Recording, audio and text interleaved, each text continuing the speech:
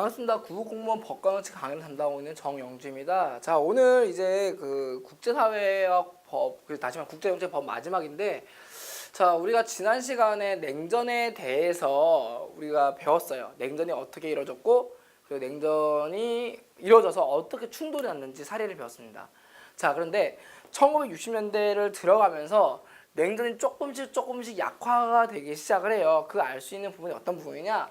자, 크게 세 가지 이야기가 나와요. 첫 번째는 바로 이제 7시그룹이에요. 어떤 거냐면요, 이게 우리가 냉전을 얘기할 때 항상 얘기하는 게 어떤 거냐면요,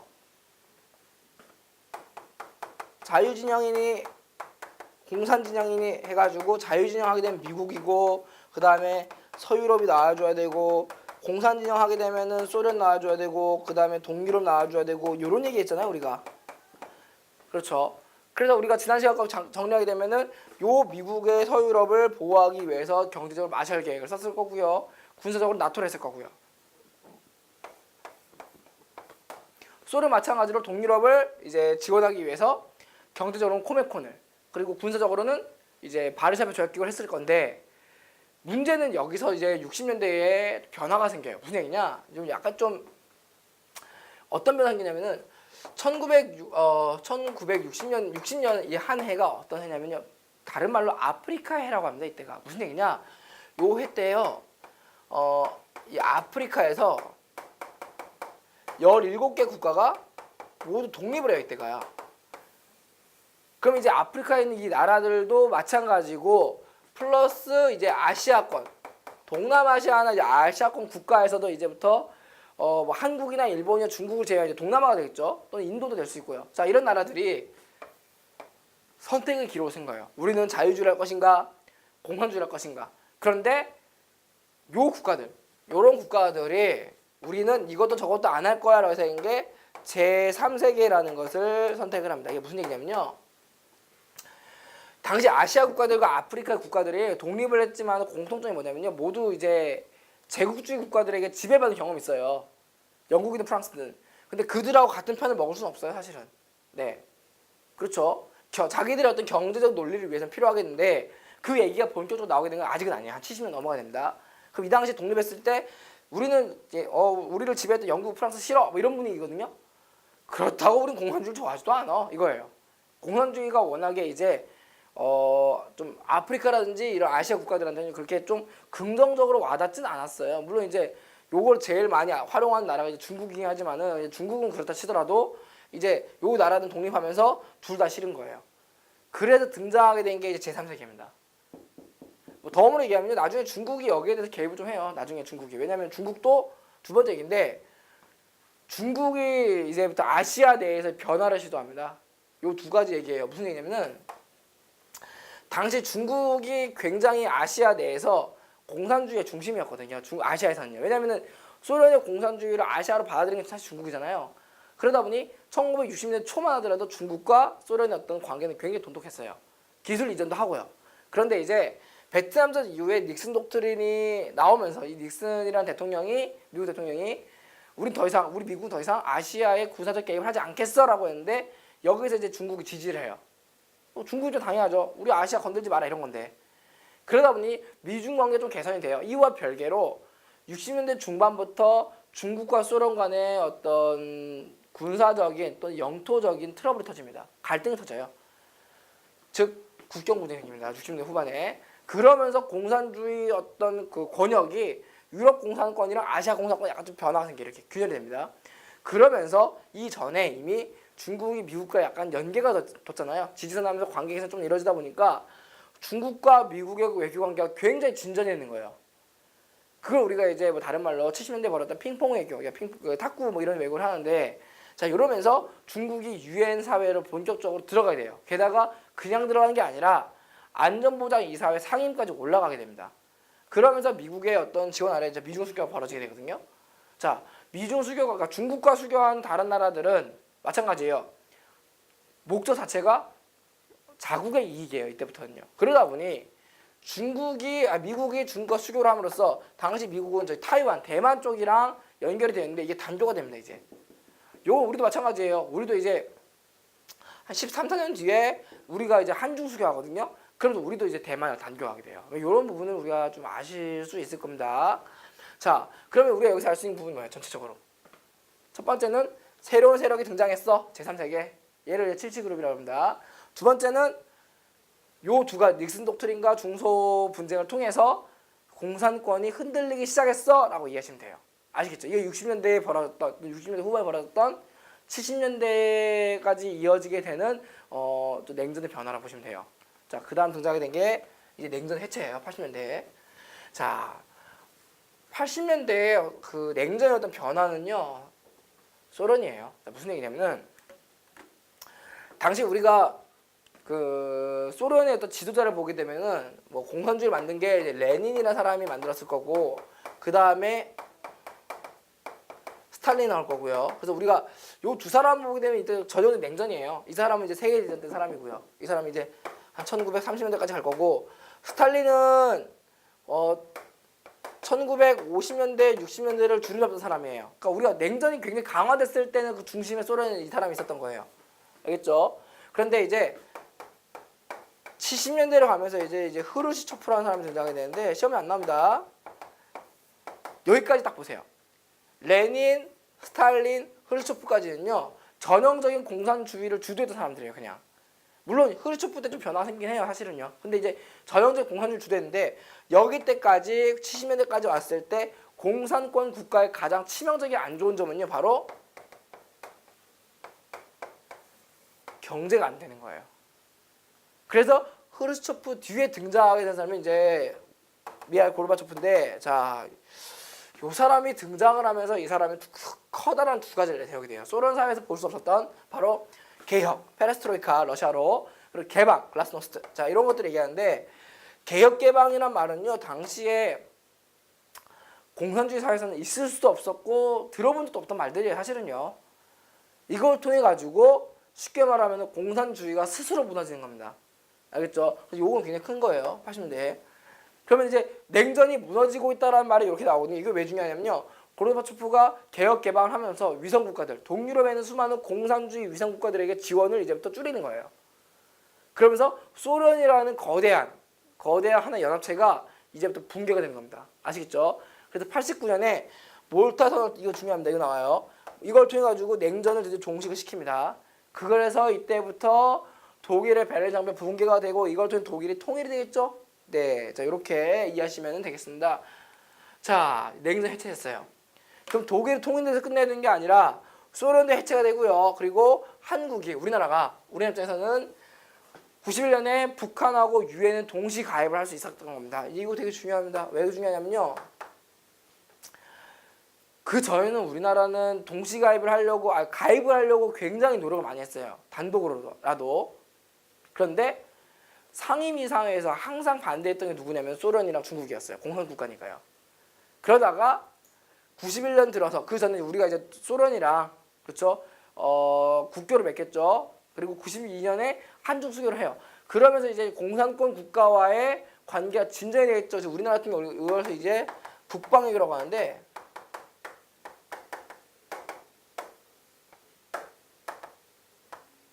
노태우 정권도 있었던 거예요, 이게. 자, 요걸 통해서 이제 우리가 알 수 있는 건 우리가 뭐겠어요? 우리는 그동안 외교 관계를 만들 때 주로 누굴 봤냐면은 이념적 관계를 봤어요. 우리 미국하고 친한지 또는 이제 공산주의가 아닌지 뭐 이런 이유로 보겠죠. 그런데 북방 외교란 말은요, 여기서 다 대상이 중국이랑 러시아, 소련이에요.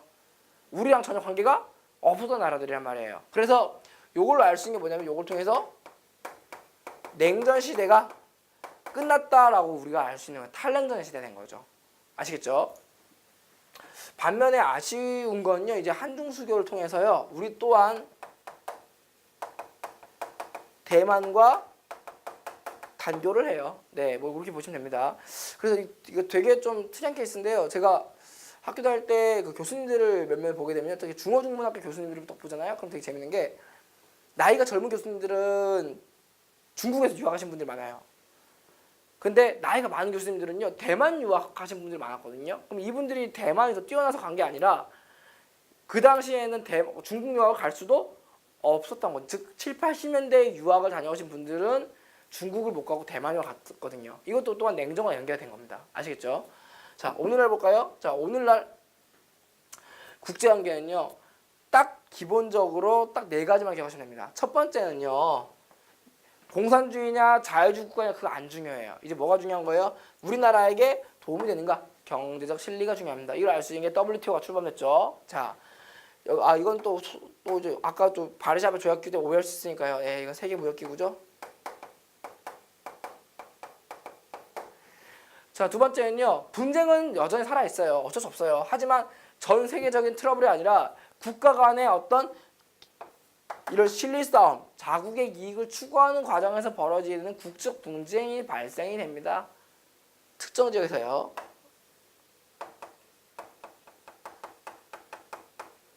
이유는요, 민족이라든지 종교라든지 이런 것들도 포함이 되겠죠. 세 번째는 서로 간의 교류가 강화되다 보니까 국가 간의 의존성이 굉장히 증가했다는 점 기억하시면 되고요. 네 번째는요, 당연히 우리가 얘기했던 탈레르 시대다 보니까 국제화 시대는 됐어요. 하지만 이와 동시에 EU라고 불리는 지역화도 같이 들어갑니다. 다시 말해서 여기는 EU를 얘기했지만 EU도 있을 거고 APEC도 있을 거고 그리고 우리가 뭐 나프타나 이런 식으로 해서 그 지역의 이익을 살리기 위한 어떤 그들만의 노력이 동시에 발생한다는 점 기억하시면 되겠습니다.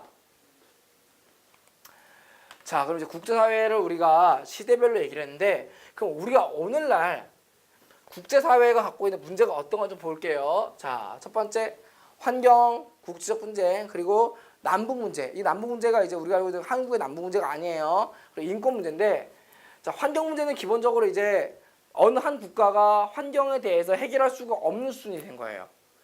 간혹 우리나라 같은 예를 들면 황사 문제 터졌을 때 우리 황사 해결 못해요 절대로. 왜냐면은 우리나라에서 벌어진 황사가 100%는 아니지만은 상당 부분은 이제 중국에서 넘어오기도 하잖아요. 그러면 이건 우리나라만 해결되는 게 아니라 중국과의 어떤 국제적 공조가 또 협의가 돼야 되겠죠. 이런 식으로 협력 자체가 필요하다. 세계적 차원 협력이 필요하다는 점.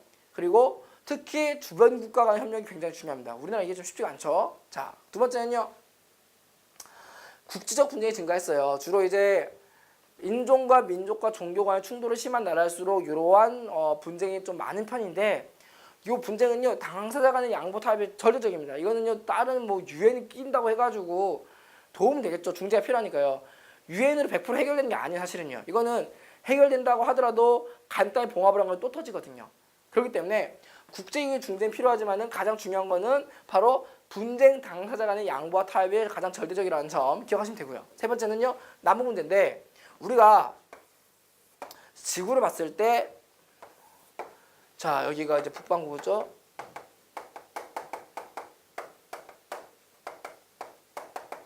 이렇게 보면요 보통 북반구가 잘 살아요. 우리가 알고 있는 유럽, 아시아, 중국, 일본, 한국 그리고 이제 미국 이런 나라들이 이제 대부분 북반구에 있다 보니까 좀 선진국과 후진국 격차를 봤을 때 후진국들이 많이 몰려있는 나라가 주로 남반구예요. 왜냐하면 남반구에 아프리카 국가 대다수 있죠. 남미 국가들 많죠. 그렇죠.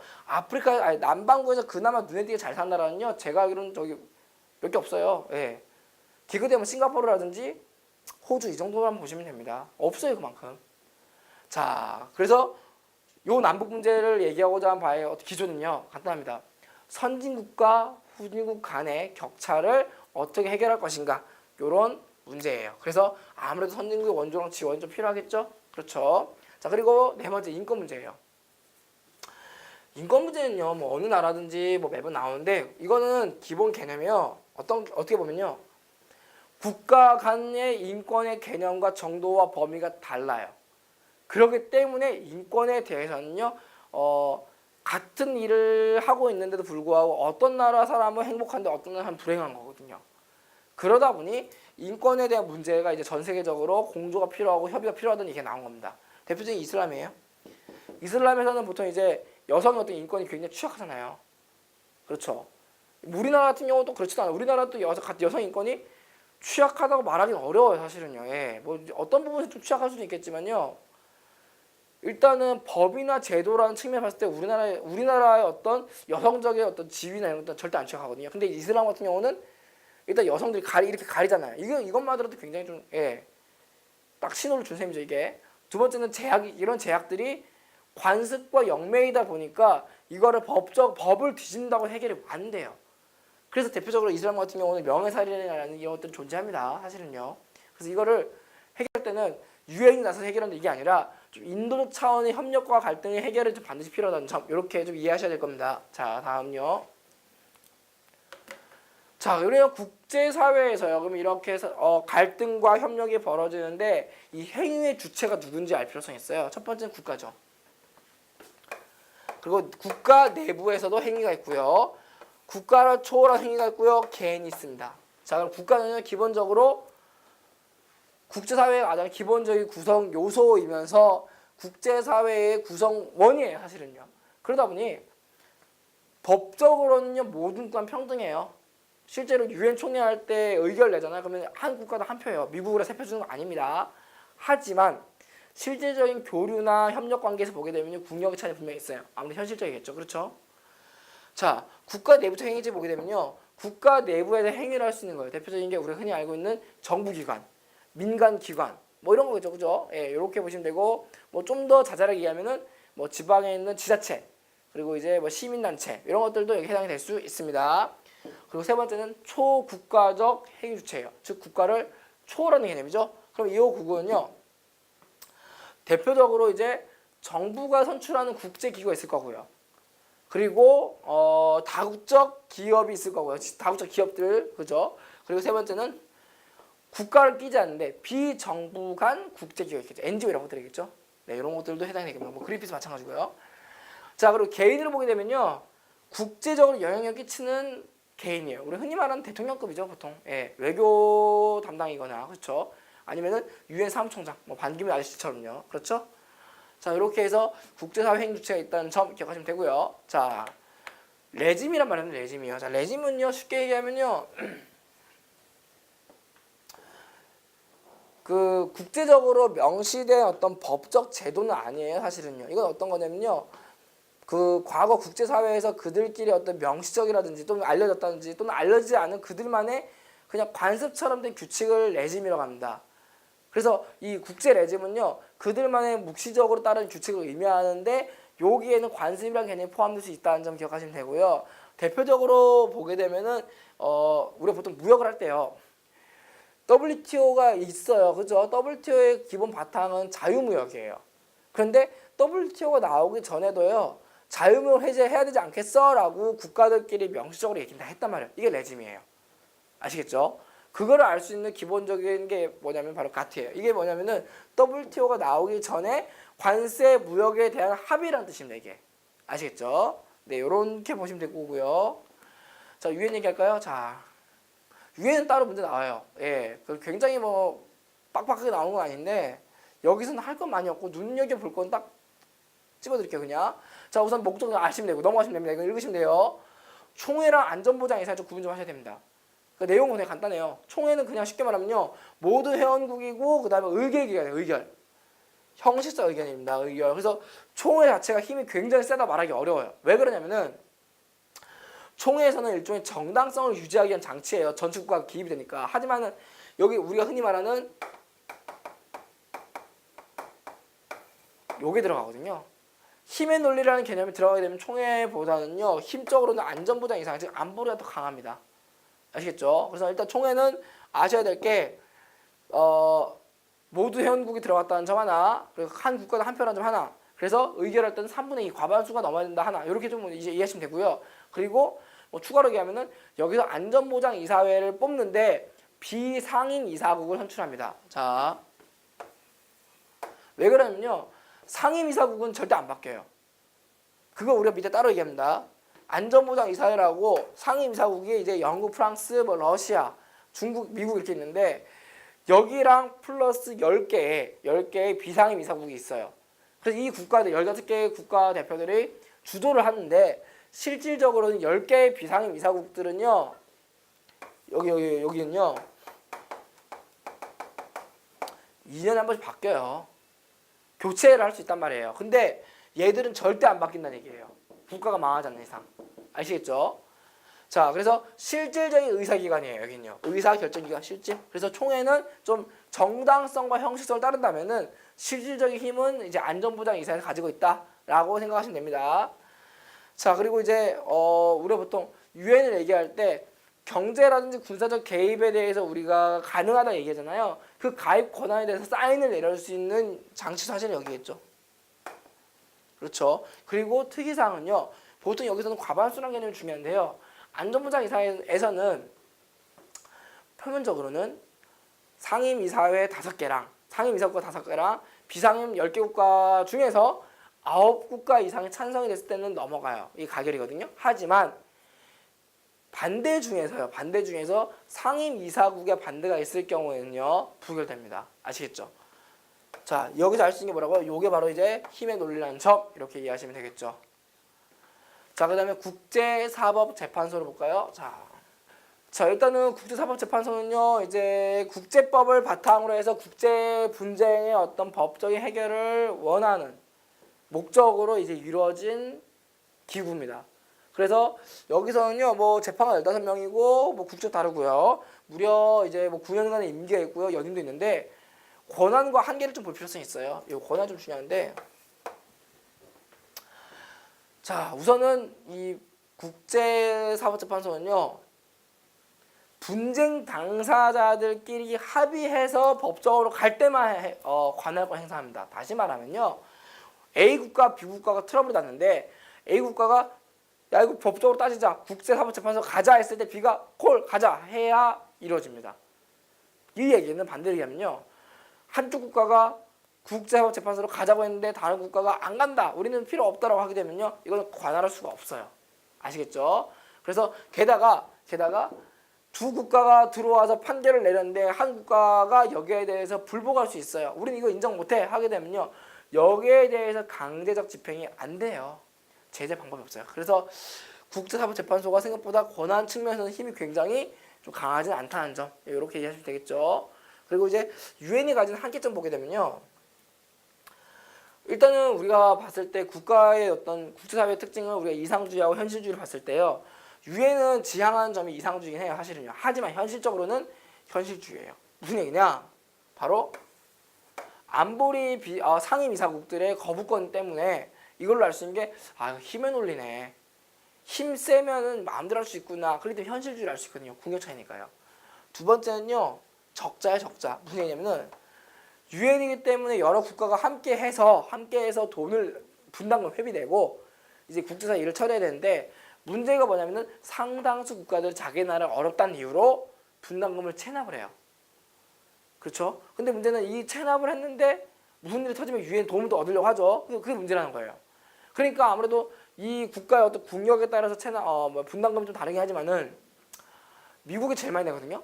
근데 미국 입장에서는 짜증나죠. 제일 많이 분담금을 내는데 미국한테 득되는 게 하나도 없거든요. 그래서 이제 미국은 유엔에 대한 불만이 많다 보니까 분담금을 납부를 하긴 하는데 좀 나중에 준다는 좀 납부 지연을 해요. 자, 그래서 유엔이 좀 제 기능을 하는 데 있어서 좀 이런 한계점이 있다는 점. 네, 어떻게 보면 이것 또한 좀 힘의 논리, 좀 현실주의적 측면이 좀 강하겠죠. 자, 국제기구 볼까요, 그럼요? 자, 국제기구 보게 되면은 이걸 다 외워야 되냐고 많이 물어보세요. 전혀 그럴 필요 없습니다. 외울 거 없어요. 자, 간단히 보게 되면요. 보통 이제 고등학교 사회를 겪어보신 분이고 이제 20대부터 이 공무원 시험 준비하다면요. 웬만한 이름들은 다 아실 거예요. 그래서 외울 게 없다고 말씀드린 이유가 거기 있거든요. 제가 봤을 때는요. 자, 첫 번째 국제연합이 정부경기기구로 들어가죠. 정부와 정부 사이니까요. 보통. 그리고 IMF, EU 이건 지역화를 의미하겠고요. 그리고 나토 이렇게 들어가면 될 거고요. 그 다음에 비정부기구는요. 여러분들이 이제 보통 우리말로 많이 아는 거예요. 뭐 국제올림픽위원회 IOC 그리고 국경 없는 의사회 그리고 뭐 그린피스라든지 뭐 이런 것들 들어가겠죠. 적십자 이런 것들요. 그 다음에 범위로 봤을 때는요. 국제연합과 유럽연합이 나뉘어요. 무슨 얘기인지 아시겠죠?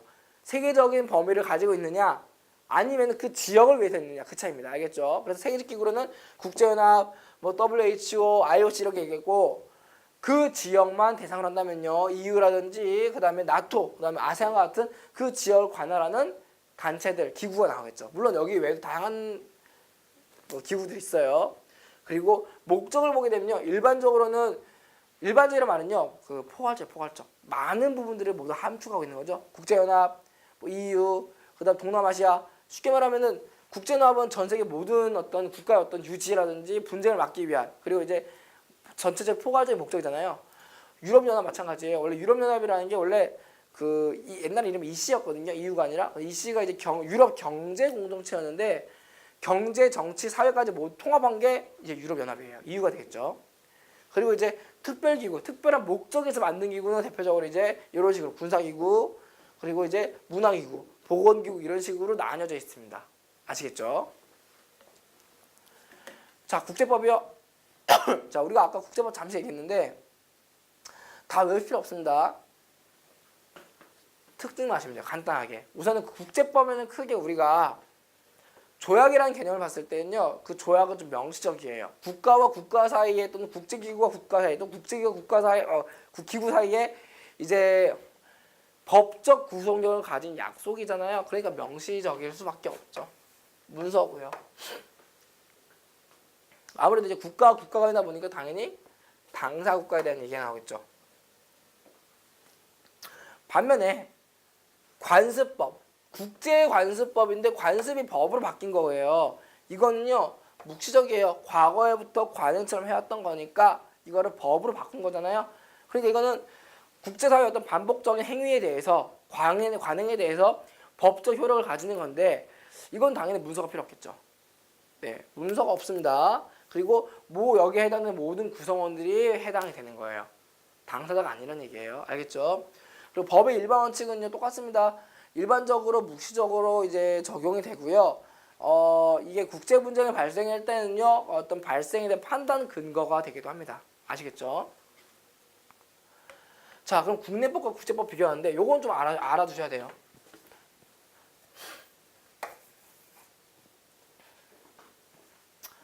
자, 우선은 눈으로 보시면 되고요. 국내 법은요, 뭐 뻔해요. 이제 입법부가 만들어지게 되고 행정부나 사법부에 의해서 집행과 적용이 이루어지게 되는데 국제법은요, 국가 간의 합의에서 만들어지게 되고요. 이걸 구속할 수 있는 기관이 없다는 점.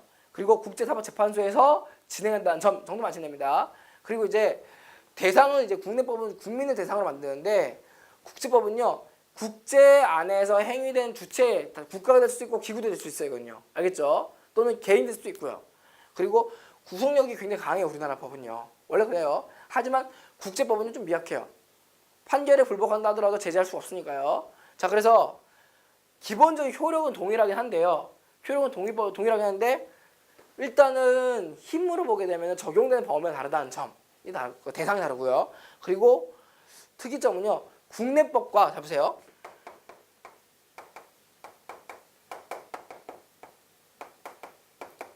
법이 똑같진 않은데요. 이 꼴이란 말이 효력 측면은 동일합니다. 그런데 이 국내 법은요. 우리가 흔히 말하는 법률이에요. 법률 위에가 뭐예요? 법률 위에가 헌법이잖아요. 그럼 당연히 국제법과 헌법은 당연히 다르겠죠. 뭐가 더 높아요? 헌법이 훨씬 높죠. 왜 그러냐면은 국제법이 만약에 헌법보다 위에 있으면요, 그건 주권 침해되는 거예요. 아시겠죠? 자, 그래서 법을 볼 때는요, 국내법은 법률을 의미하고 국제법하고 동일한 효력을 갖고 있다. 하지만 헌법은 국제법보다 위에 있다는 점. 이렇게 이해하시면 되겠습니다.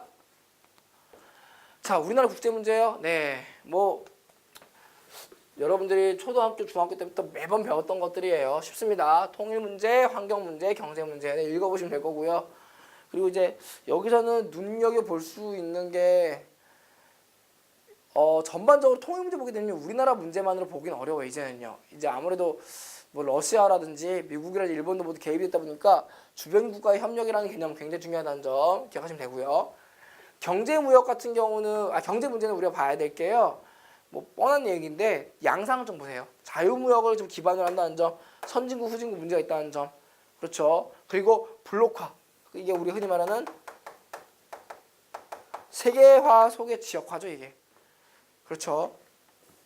자, 이렇게 이해하시면 되겠고요. 그리고 바람직한 외교 정책은요. 이것도 크게 볼 건 없는데 전통과 현대 외교 특징인데요. 자, 전통 외교는 우리가 과거에 했던 외교 방식이에요. 포인트는요. 요거요. 자기 나라 안보, 체제 유지 요거거든요. 그래서 공식적 외교관이 메인이에요. 하지만 오늘날 외교는요. 요거죠. 경제 실리와 문화적 교류가 주체예요. 그러다 보니까 이거는 이제 굳이 외교관이 아니더라도 민간 개인이 외교관이 될 수 있죠. 그러니까 우리가 해외 나가면 애국자 됩니다. 뭐 이런 얘기 하잖아요. 뭐 그거 같은 맥락이에요, 이게 사실은요. 그리고 이제 가수들이 뭐 해외 나가서 케이팝을 홍보하게 되면 국위 선양하잖아요. 같은 맥락입니다, 이게. 알겠죠? 자, 그리고 우리나라 외교 정책, 네, 뭐 똑같은 얘기지만은 그동안 했던 거예요. 우리나라 외교 정책 보게 되면 60년대까지는 미국 중심의 대미 외교를 했을 거고 당연히 70년대부터 이제 그 공산권 국가와의 교류가 시작이 됩니다. 그래서 80년대 이후에 북방 외교를 통해서 공산권 국가와 적극적 수교하고요. 그리고 오늘날은 다각적 외교를 합니다. 그럼 우리가 알 수 있는 게 뭐예요? 이렇게 할 때 요 시기 때는 우리가 2년 중심 그리고 안보 요런 개념을 갖잖아요. 그렇죠? 그러다가 시간이 지나면 최종적으로 어디까지 가는 거예요? 바로 실리 외교 중심으로 가고요. 그리고 우리가 여기서 봤을 때 실리 외교에서 이제 경제적 부분도 있을 거고요. 문화적 부분도 있다는 점. 네, 이렇게 좀 이해하시면 되겠습니다. 자, 그래서 여기까지 해서 지금 우리가 그 18강이죠. 18강까지 우리가 지금 법과 정치 과목을 공부를 했어요. 네, 뭐 오리엔테이션 때도 제가 말씀드렸지만 이 법과 정치 과목에서 말하고자 하는 법이라든지 정치는요.